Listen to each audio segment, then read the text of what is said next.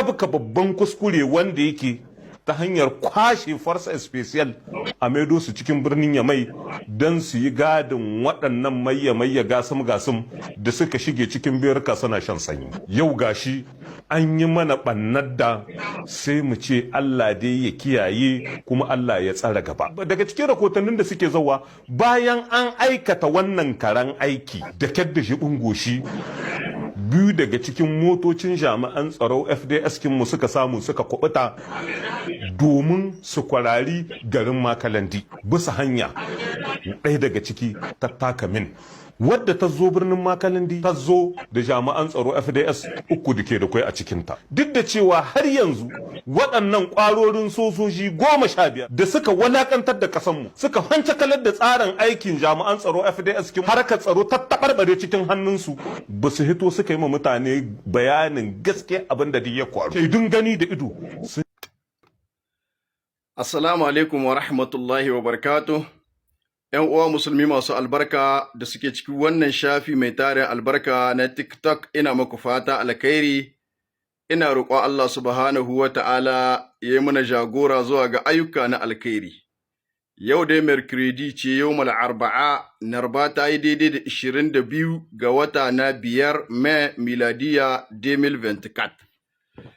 To, ‘yan uwa musulmi masu albarka, wannan mutane guda biyu da zani magana a kansu marasa dalili da cima ila isuhu suna ɗaya daga cikin mayyan makiya ƙasar Nijar waɗanda suka bayyana da fuskokinsu na asali ga al'ummar ƙasar Nijar wanda ko da wani lokaci in suka kwana suka tashi abinda suke guri abinda suke fata mummuna ya abku a ƙasar Nijar don su watsa ma duniya cewa ga halin da mutanen Nijar suke ciki. Wai tunanin suke yi da irin waɗannan laburra na ƙarya, da irin waɗannan laburra na cin mutuncin shugabanninmu, da cin mutuncin ƙasanmu zai kauce soyayyar da talakawan Nijar suke ma shugabannin Nijar a wannan lokaci. Ka duba dai ka gani dukkan musulmi mai hankali ya san da wanga labari tsara shi ne akai.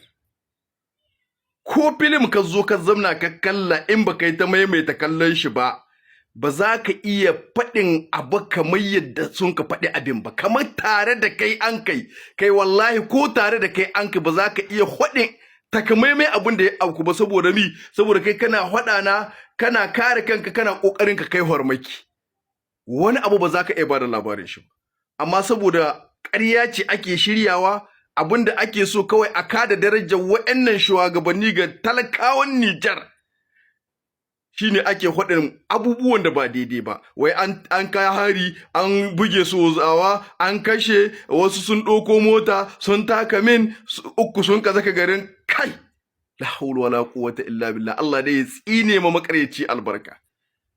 Cima'ila isuhu Allah ya tsine miki albarka. Cima'ila isuhu Allah ya ɗebe miki albarka. Cima'ila isuhu Allah ya kaskantar da ke kamar yadda kike da buƙatar ki kaskantar da ƙasar Nijar. Cima'ila isuhu babu ta cikin Nijar, tana Najeriya. Mars dalili babu shi cikin Nijar, ƴan uwa musulmi, yana Cote d'Ivoire. Saboda girman Allah wa'anda a jagorori ga ƙasar nan, wa'anda haƙƙin tsaro ya rataya ga wuyansu, su ba su hito suka ba da labarin ga abin da ya faru. Saboda girman Allah, in kana da hankali wanda ke Cote d'Ivoire zai baka labari, wa baka labari, wai ya zo ya faɗa maka in ba ƙarya ta ka shirya ba. Musuluncin nan ba ga baki ne yake ba.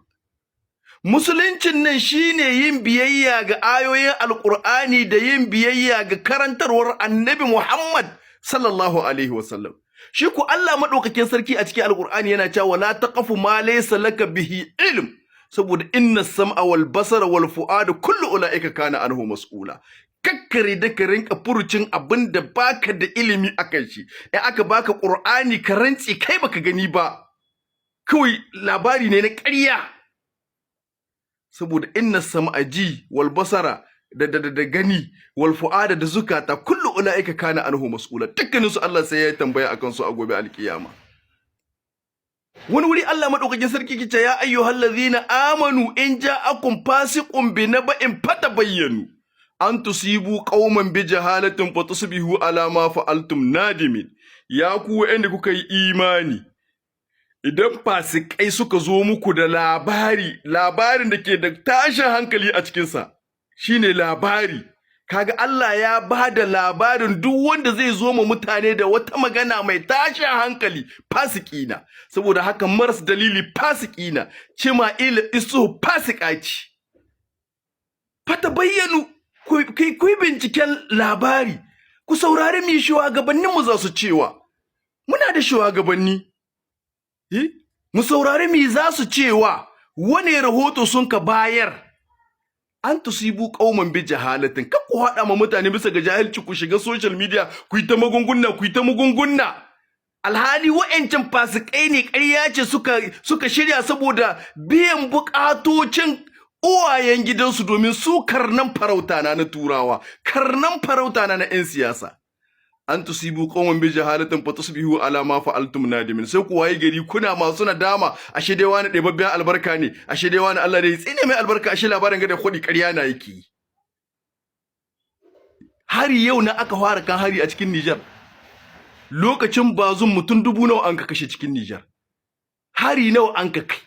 Saboda kai kana ɗebabben albarka, Allah ya hita da baya gare ka, Allah ya tsine maka.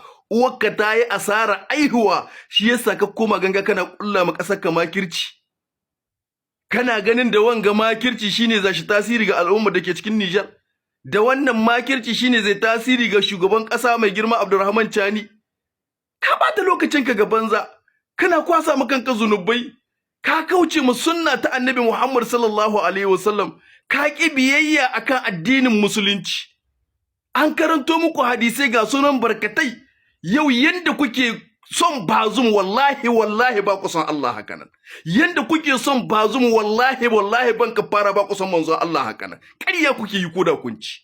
Fasikan banza, mutanen banza, azzalumai, maciya amana ƙasa, wa'anda Allah ya hita da baya gare su. Saboda haka ƴan uwana musulmi, ƴan ƙasa ta Niger, ku kwantar sa hankalinku. Ku saurari abin da shugabanninku za su cewa. Kakka ba da labarin abin da baka da ilimi. In dai hakikan tabbaci hakikan wannan hari da gaske ne an kai shi, to za ku jiya daga shugabanninku. In kuma shirya shi ne an ka yi domin a ci mutuncin ƙasar Niger, domin a ci mutuncin shugabannin Niger, kuma insha Allah in kun ka aje hankalinku, sannu alaikum za ku jiya.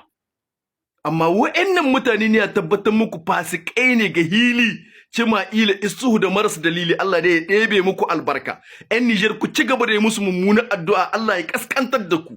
Kuna so ku hana zaman lafiya a ƙasar Niger, ba za ku iya ba. Allah ya ka zaman lahiya da kwanciyar hankali a ƙasar Niger.